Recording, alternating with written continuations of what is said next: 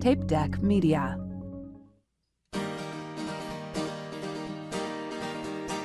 My friend Dan, he's got a podcast, cause all comics need a podcast, and nobody had a podcast called The Art of Bombing. So Dan went out and bought a tape deck. Who knows why he bought a tape deck? Podcasts don't get played on tape decks, but Dan is from the 80s. So hey there, all you funny jerks, come talk to Dan about your work. Tell him all about your worst times. It's The Art of Bombing.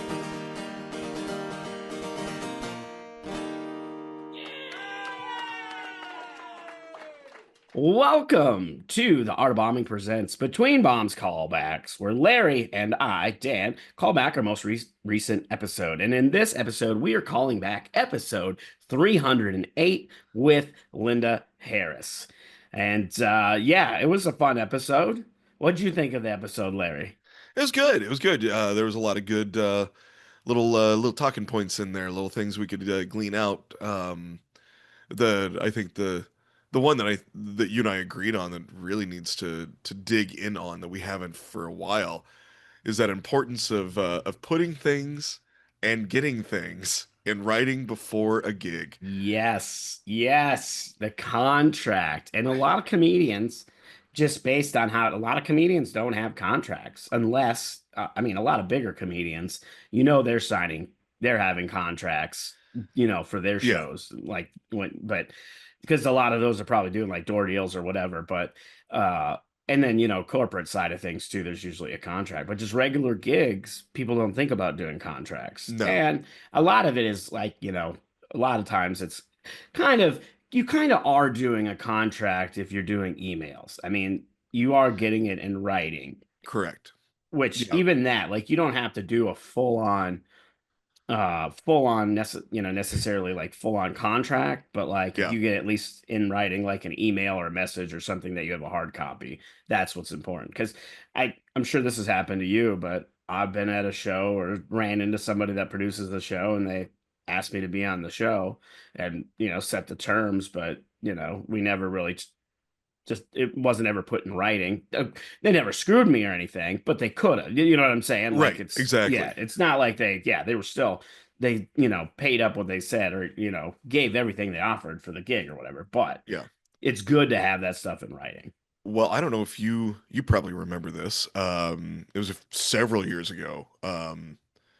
I had a situation where I kind of got screwed because I didn't have a contract.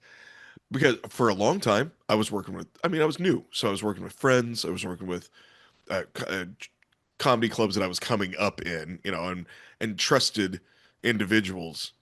And I had this one where I just, like I said, just got hosed on it. It was just one of those simple little things. But I contacted you, and it was another friend of mine, and I was like, I need to see your contract. And you went, you didn't get a contract signed. And I said, I did not. So I need to see what you do. And so you and my buddy Jeremy had sent me both copies of your contracts, and I use a combination of those to this day. Now, I don't do it for. I did a spot at Lincoln Lodge last night. I didn't hand a contract to Ronnie Ray and go, I'll need this signed. Yeah, But exactly. Well, and that's what I mean. Like a lot of times when you're doing like showcases and local shows, you don't need a full on contract, but you definitely want to get whatever the terms are in writing. yeah, Because I have known this to happen where a producer says they're going to give you one thing, and then they're fully basing that on tickets selling. And when tickets uh-huh. don't sell, they're like, "Oh, sorry, I know I promised you this, but we just didn't sell enough tickets," and they try to screw you over. And Exactly. that's Well, and that's where, what happened. And I didn't have a leg to stand on because the dude was like, yep, "Well, but we didn't sell enough," and I'm like, "Well, that's hardly my problem." but yeah, Um, exactly. yeah, You said you were paying me this amount. You need to pay yeah, me this amount. And there's been guests on the show that have talked about this. This is something that's come up before where they, even with having a contract, the people tried to like get out of paying whatever they owed. So yeah, even having it in the terms in writing doesn't necessarily mean you're going to get what you need, and you might still have to, you know, take And not necessarily legal action, but take some action nowadays Right. because it's so expensive to do that, and it's probably not worth going to small claims court for a couple $100. We're a small community. We blast it. That's what Yeah. happens. And word of mouth destroys, and word of mouth will destroy them from booking again Yeah. because, you know, it's reputation is everything. Reputation and integrity are everything in our Yeah. business. I Because know. that's, oh, I go s- ahead. I just stood one time. The guy was like, "I'll get you your money in a minute." I said, "You'll get me my money now." And he's like, I was like, "You're not doing anything except holding the money bag. I've watched It, you count it several times. You will give me my money so that I may leave." And he yep, was like, exactly. and the look on his face, like, I can't believe this guy. And I just sat my feet. I pulled the Captain America with a no you move kind of attitude, and I was like, I'm just gonna be here. But something I was gonna point out was we were talking about this. Not only is we're talking about the money, and the money is important, but that's not the only thing you need Yep, to hash out. yep, Are you supposed to bring lights and sound? And yep. here's the thing: if you're supposed to bring lights and sound, you get paid more. You put that Hmm. right in your contract or Yep, in the email and say, hey, because yep, again, email can be if you're both agreeing, say, yes, I agree. yep, That's a yep. binding. That's binding. Um, but having that contract ready where it says, I'm happy to bring lights and sound. It'll be an extra X amount. I think I usually charge $50.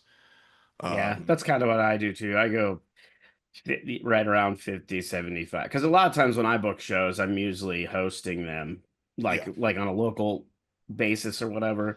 And I'll leave a budget for it's part of my booking fee, but also for providing the production. And then I also right. leave a fee for paying the host. So Yeah, I pay myself. But if I don't host, if I have to have somebody fill in, I pay them to host. right. And then I just Well, and take my that's, basically the yeah, production fee. yeah. Well, and again, it's all these things to go over prior to the show. We talked last episode about how you can do everything right as the comic and everything still goes wrong. And that's again with it going into stuff that should go into the contract, yeah, discussing who provides lights and sound, staging, all that, but also how you especially on corporate gigs, this is where you as a professional should be. You're not just the comedian or the entertainment at that point, you are also their consultant. That most of these places Right. have never done comedy before, so it is your job to kind of get them. And so part of the in the contract is how are you going to do the seating, when are you like if they're going to be, if it's a private event and they're eating, what time are you actually performing, what are the times of the event, when do they want you to, like, what's going on, a lot of How times. much time am I doing? How Yep, how much much time do time. you Yep, want? And yep, if I've had people go, "Oh, go as long as you want." You don't want that. yep. And be honest about that stuff. I am all the time. I Yeah. have people ask about, when they reach out for corporate stuff and they'll want like an hour, and after I know what their event is, I just say, hey, based on my experience, these kind of events, you're better off just having a comedian do like a half hour Yep. because you already have all this other entertainment plan. So like having, there's Yep. all these other things going on. Half hour of comedy is about all you need. Yep. Well, and also ask them and get it in writing what or at least confirmation in email, which is still writing. Hmm. Um, what type of material do they, if you go, Yep. hey, what are you guys good with? And they, oh, you can be R rated. Expect to be PG-13 and a soft PG-13. Because I've made that mistake as a newer comic where they're like, oh, you can say and do whatever you want. We're a bunch of cool people. Well, there's like one table of human resources folks that are cool, and everyone else that Yeah. is like, well, I can't believe he's saying these things. If they say, oh, PG-13, lean towards PG. Yep. I'd And I be a will little clean. add to this.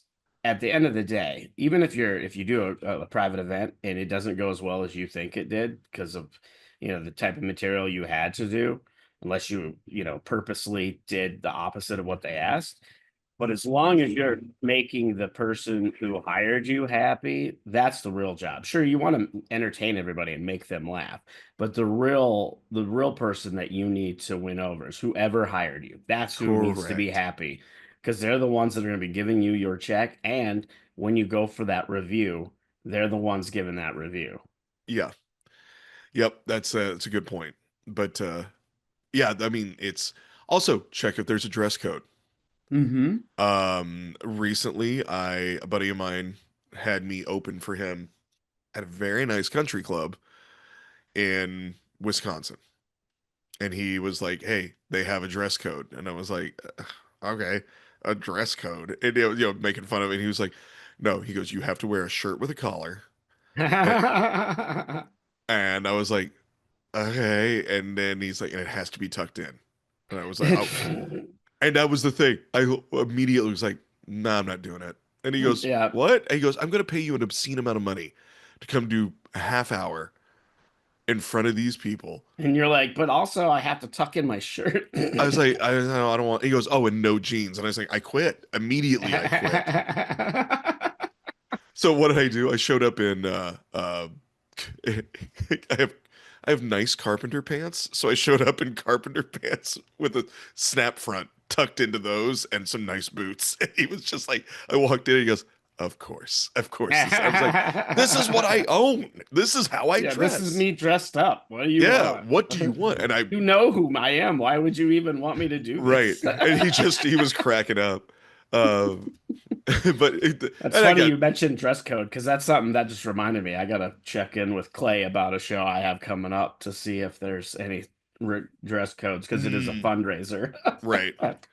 But if it's, he'll tell, as he always tells me, wear something with buttons. And I'm like, I own nothing with it. It's all snaps. I've all snaps. And he's like, "Yeah, it's fine. That's fine. Snaps are fine." Snaps are the same things as buttons, in my opinion. Yeah, yeah. Actually, in a lot of ways, snaps look better than buttons. I, A lot of snap shirts look way better, like the snap, just because they're usually colored, like they oh, they the add mother of pearl all the pearl, way to, yeah, oh, yeah. exactly, yeah. So I don't know Yep. why people are dogging on you there, but Hey, I used to have a bunch of snap up shirts, but I got rid of them, mostly because I shrunk. Uh, but uh, but that's a good point though. Checking whether or not there is a dress code.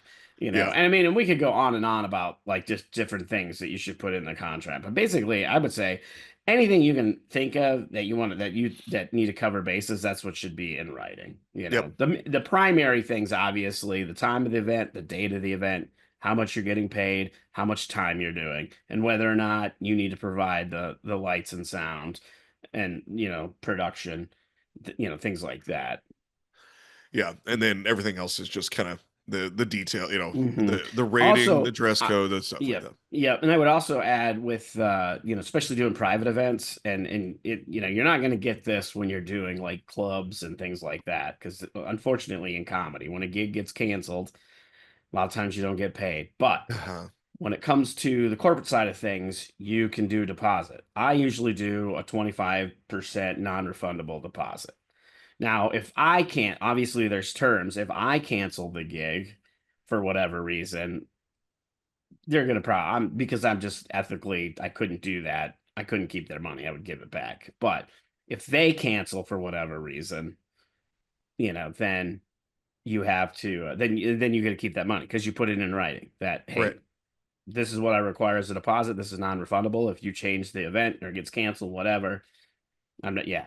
And it's always good to do that because that's also a good way. Like, you don't want to lock in a date like that, especially on the corporate side, and not have something because if they do cancel, now chances are it's going to get canceled close to the event, and you're not going to be able to book something else in its place. Yeah. And Because that's, with comedy, you book so far out. well, and it's also, it's encouragement for them to make sure that they're doing their part in pushing the show Mm-hmm. because I have that caveat in my contract of, because it's happened to me too many times to not have it, where you get, you know I book a run of shows and then one of them falls out. and Yep. for whatever reason. Yep. Um, and it's like, guys, I've got a hotel room I got to pay at least break even on. Yeah. Just so I have it in there where if they cancel the show for whatever reason, I still get X amount of money Yep. because it's got to cover my cost.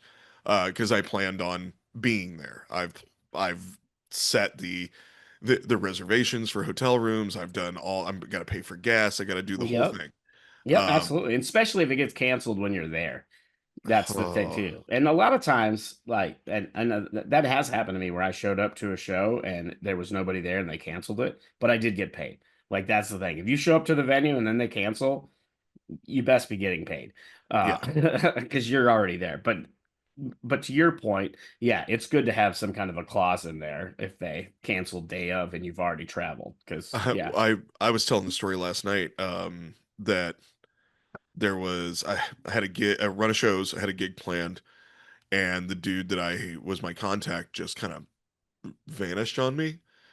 And I was like, I mean, I'm assuming this is still maybe, and it's, I've had it where I've had my contact person vanish, and then like 2 days or one day before, it's a different contact person going, "Oh my God, I'm so glad I found your oh yeah, information. because We're still people doing the turnover. show. Yeah. Yeah, we're still doing the show. We can't wait to have you.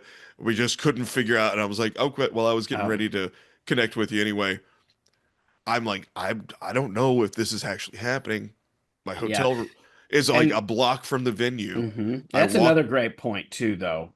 With the open communication, keep the yeah, communication going. Like, just once the contract is signed or the gig is booked, that's not where communication ends. You should be reaching out, touching base, seeing how things are going as far as because a lot of times, like if you book your own shows, like at a brewery, for example, they're going to be handling the ticket sales. So it's still good to like check in, see how ticket sales are going. How can you help? What can you do to help them? Even though you're not in that area, there's still things you can do. Obviously we talked about it, but just a couple things you can do to help promote, or, obviously social media, but sending out press releases and things like that, just little things like that can help yeah, tremendously. Because at the end of the day, you want an audience there. And if an audience comes and pays tickets and has a good time, that venue's probably going to want you back. uh-huh, yeah. But this was a situation where, what, like I said, I get to the hotel, get checked in. I'm like, I'm gonna go see if I can find this venue. I walked up and it was boarded up.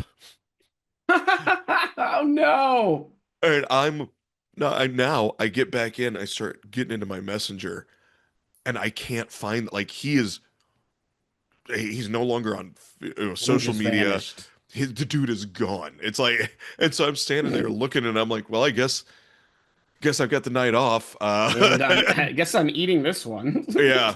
So I ended up just I'm going and having a nice dinner and hanging out, and just be like, well, I guess I treat myself tonight. But Wow, that's crazy. But I mean, that stuff does happen. I yeah, mean, there's been guests on the show that have talked about that where they showed up to a venue and it wasn't open, or, you yeah. know. Well, and that's a situation that if you had a contract or not, it wouldn't matter. Yeah, right there. Because that dude was gone. I've had people go, "Oh, what's his name?" And I'm like, I don't even remember because I don't have a frame of reference because he is gone. He's just Gone. I can't find even I was like, okay, I can kind of I remember this dude's name, and then like 3 weeks went by, and I was like, I don't have a frame of reference for him anymore. hmm But if you And pop that's back, a good just to add to that, another good thing that instead of you can start your conversation over on social media for a lot of this stuff because there is Messenger, and that's where we book a lot of local shows. And when I'm talking about stuff like this, I'm not talking about booking your local shows with local producers and things like this. I'm talking about a scenario like Larry's, where he's just reaching out to a venue that he's never worked before to try to get a show. In scenarios like that, yes, Facebook sometimes is the best way to reach out because it's hard to find their email contact. But once you have communication there, you will need to get their email and move it over to email. And yeah, then from there, get, other contact information, phone number, email, maybe, sell the actual venue number, things like that.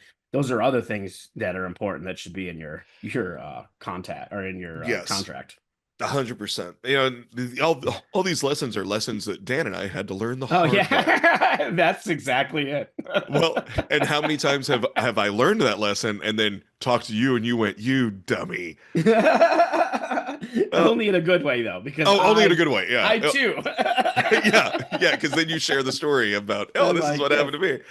Yeah, it was, you let that happen to yourself? Ah, What are you dude, come doing? Come on, I thought you were better than this. on. You're supposed to be better than me, baby boy. uh, I will say this one thing I'm notoriously known for somebody who will call out bookers for not treating comedians well and paying well. But even in those instances, whether the booker pays well or not, if they're 100% transparent about what they're offering and they live up to what they're offering and they're not shady about it, I do 100% respect that.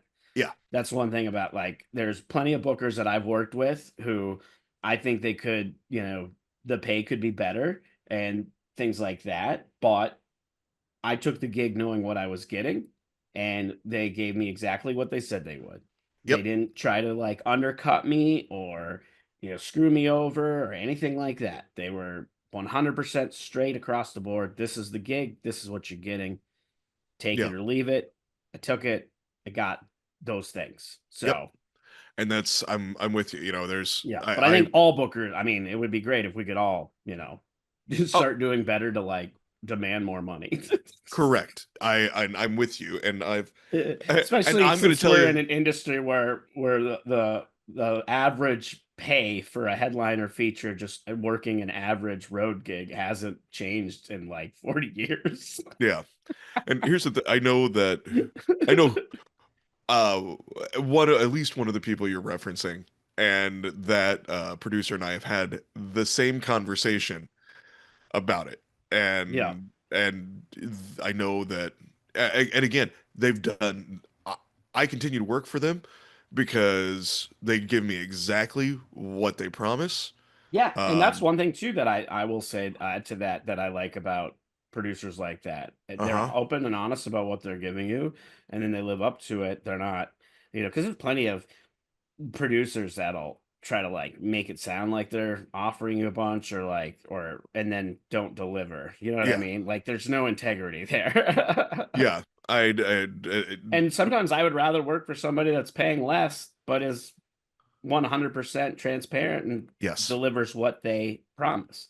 Because a there's been thousand times percent. where, yeah, you think, oh, this they're paying way more, and you're like, oh, this is a great gig. I'm gonna go do this gig, and then suddenly they're trying to screw you and rip you off Yeah.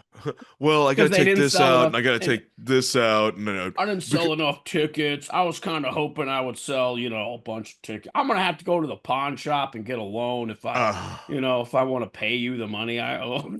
uh-huh. Oh yeah, yeah. All those hell gigs were. Well, I mean, I thought you'd bring more people. Yeah, yeah, yeah. All the excuses. Yeah. Okay. I mean, and how many times have you walked into some place, looked around, and went, "Where's the posters? I made Oh, yeah, I know. posters. Hmm. I made posters for you Yeah. because that was And part of our sometimes, agreement." and sometimes it's even you. I don't know if when you make posters, if you just send them a digital file and have them print them themselves, but sometimes I will offer to print them and send them to them for them to distribute. And There was still, a, even that it was doesn't always work. a smaller city in central Illinois that I was doing a gig at, and they did a lot of like, it was a restaurant up until like 9 p.m. and then at 9:30 it turned into a venue, Yeah. whatever. Hmm. And so they had put out, hey, we want to start doing comedy, and it's central Illinois, so a bunch of people jumped in and they were like, hey, Larry Smith's your guy, this is, and I was like, oh, that's really cool. um we talked about it. I even offered, just like you said, to print, because I had a friend who worked in that town that owned a print shop, and they're like, "Oh, we'll take care of it." And I was like, "Well, I can give you their information. They'll gladly, and they'll help distribute." No, no, no, we got it.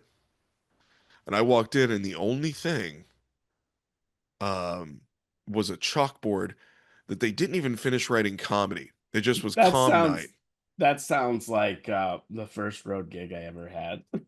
And no posters, no nothing. They have a stage and lights and sound, but they still expected me to bring my lights and sound. And I was like, but, Wow. and they're like, well, we didn't bring in the sound guy, and he's the only one that really knows how to make this work. And I was like, can I try? Because have, theater experience. I'm pretty good on a soundboard.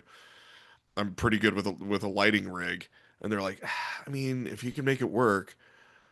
And Clay Foley, who you were just talking about, um, he was on the show. I had asked him, I was like, hey, do you mind doing me a favor? Because it's halfway between Springfield and where he lived in Champaign. And I was like, do you mind coming over and opening? And he was like, not at all, dude. That'll be awesome. And I was like, yeah, I'll pay you this much. Because I told them, I was like, I don't care if you sell tickets or not. This is what I get paid. So I can pay everyone. They're like, yeah, no problem. They even handed me the envelope before we even started. And we had, because nobody shows up, except for, Good thing they gave you the money before. right, the staff. The staff came up, pulled up a table, sat down, had their own staff table. The guy that was producing he was like, I've worked all day. I'm pretty tired. I'll see you later, and left. Wow. And then we had I think we had a total of 6 people besides the staff that just happened to be like, oh, we assumed that com night meant comedy night. And Oh, so we man. came in to give it a shot, and I was like, yep, thanks for being here. That's the thing. You 6 or 600, You give them a show for you sure. give them the show. But that was one of those things where I was like, even as the comic, I did everything right. yeah, everything you could. I mean, that's Yep. another thing. Sometimes things just they're out of your control. You can only do so much. So you got to chalk it up to, well, I did what I could, so did my Yep. part. But at least in this scenario, you got paid what they promised. You know Yes. what I mean? Like, it could have been a scenario where nobody shows up except for those few people. They're like, well, nobody came, so we're not going to pay you the whole amount or whatever. You know what I mean? So Yeah. Well, and I love the staff was like, we should have you back. And I was like, yeah, you could have me back tomorrow. And because nobody saw me. nobody saw me. And they were like, well, we'll get back in touch with you and we'll do. I was like, it was a bad room for comedy. Yeah, Like when sometimes you that first, happens. it was too big a room. That'll happen. It was a dance club type of concert hall kind of. Oh, yeah. Which those even make it a little bit worse. But Yeah. well, we should start wrapping up. This was a really deep dive into contracts and booking yourselves on shows. I hope you guys found some of this information insightful. I guess to kind of recap on the few things that should be in the contract. Obviously, contact information. That's one of the main things. The time of the show, the date of the show, how much time you're doing, how much you're getting paid, the deposit, whether or not you need to provide the sound and lights or they will. Those are kind of the top 5-6 things that you want to concentrate, and then all the other stuff that you can think of should be in there. And again, contracts don't necessarily have to be like a full-on written contract that's signed through a DocuSign or whatever. It could just be an email. Yep. So and as long as everyone goes, yes, I agree to these terms. Yep. And learn from our mistakes. Please learn so you don't make some of the same mistakes that we have made. see this gray beard? I'm 28. I'm 28. And these mistakes. Larry's actually my son. Yes. Papa.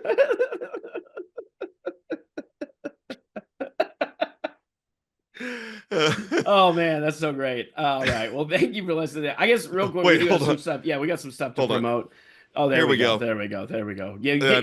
get your meters on, pop pop. So when you These are just my blue light blockers. yeah, so if you're listening to this when it comes out, we've been talking about Clay Foley throughout this episode because he is another comedian that we both work with, and I will be working with Clay on Saturday at the Longmont Elks Lodge for Comedy to the Rescue. It's a great program that he has set up where he does comedy fundraisers for animal nonprofits. In this particular one, we're doing a fundraiser for the Longmont Humane Society. So if Yeah. you're in Northern Colorado, come to that show. And that's, all the details are on my website, danbublitzcomedy.com. And I have some other local stuff coming up the following week. If you're in Loveland, I have my axe throwing show called Ha-Has and Hatchets, where comedians throw hatchets to get topics, and then they write about those topics and then come back up and perform that set based on those topics. It is a fun show because the axe throwing is part of the show. The audience gets to watch the comedians throw while I'm on stage commentating and heckling them. That's So sounds awesome. it is one of the funnest shows that I've ever come up with. My I co-producer Jeff and we came up with this concept for Laugh Out Loveland last year, and then we turned it into a regular show because it's just so much fun. well, I want to come play. All right. I want to come. I want to come. Do Yeah, well, you need to get out here, buddy. Yeah, yeah. I'll come out and It's a visit. fun one. It's funny. I got some other friends that live out there. They're like, "Hey, get out here and visit." I'm Mhm. like, "Well, Yeah, you could have just uh, moved out here. I mean, but you chose Colorado. You chose Chicago, so yeah, I I'm did. still a little butthurt about that. I'm sorry. I'm sorry." And I haven't Uh, talked to Jeremy since. No, just kidding. right? I made the choice. You two pressured me like a divorcing couple. Mom That and was so dad were funny. like, you pick who you love more. And I was like, I Yeah. love Chicago is what I love. I love Chicago. And yeah, Actually, you probably made a good choice because Chicago is a great city for comedy. I mean, yeah. most of the people that are on like a lot of sketch TV and like sitcoms and stuff started in Chicago at a lot of the comedy schools there. So Oh yeah. not a Yeah. bad decision there. Nah, it's a solid choice. But yeah, so anyway, Yeah, May so what do you have 29th, coming up? May 29th, I am going to be in Webster, South Dakota at Decoy Bar, with my buddy David Kausgard. He's going to be opening for me there, which is great. Dave is he's a funny dude. So I'm looking Mhm. forward to that. And then talking about how things just fall out. The 30th, I'll be taking it off because nothing has come up. I think I'll just go up and rent a boat in Duluth, Minnesota, because that's where I'm going to be on the 31st. Hey, Is I mean, going to Duluth a day early just to hang out is not a bad plan. Duluth, especially um this time of year, as we're yeah, rolling into summer. yeah, I don't know how many times you've been to Duluth, but uh, 0. oh, well, This will be my first time. As somebody who's been to Duluth a few times, definitely worth just going and checking out the city. There's a lot of fun stuff to do because they have like the bridge and stuff where the ships kind of go through. There's a whole like along the waterfront. There's like an not it's not a downtown area, but it's like a bunch of like breweries, restaurants, shops. They have one of the coolest antique slash flea markets that I've ever been to in Duluth. It was just so cool. There were so many cool things in this store. That's awesome. So yeah, so there's lots of fun stuff to do. So not a bad Cool. choice. Continue. But yeah, that's the 31st. I will be at Dublin Pub in Duluth, and my buddy Mike Marvell he produces that show, and apparently they sell it out every time they put on a show there. I'm looking forward to being there. He's told me how awesome the room is. So if you're in Duluth and you're listening to this for some reason, awesome, show up. I give you a high five. And then on June 2nd, after I get back from Duluth, I get a day to breathe. And then on June 2nd, I will be at Zany's in Old Town here in Chicago on the Super Six. So I'll get a little showcase spot here in the city. Heck Um, yeah. And then I've got some other stuff coming up, like some fundraisers and such down at my home club for a buddy of mine but I'll get all that on the old website. Yeah, and we got other episodes that are going to come out. You're like giving your whole schedule for the rest of the year. For the rest of the year. I'm over here like, I got 2 days. 2 days. You're like, well, I just like to one up you. That's it. I see what's going on here. Yeah. All right. That's going to do it for this episode. Make sure you do all the things, like, subscribe, share the content, tell a friend, do all the things, all the things that are in the show notes. Follow us on social media. Yeah, follow us on social media as well. That's a good point. You can find all my socials through my website, danbublitzcomedy.com. You can probably find all Larry's socials at his website. It's LarrySmithComedy.com or just it Larry is. Smith? Yeah, so yeah, LarrySmithComedy.com. There you go. All right, that's going to do it for this edition of Between Bombs Callbacks. Have a great week. Bye, guys. This has been a Tape Deck Media production. Thank you for listening.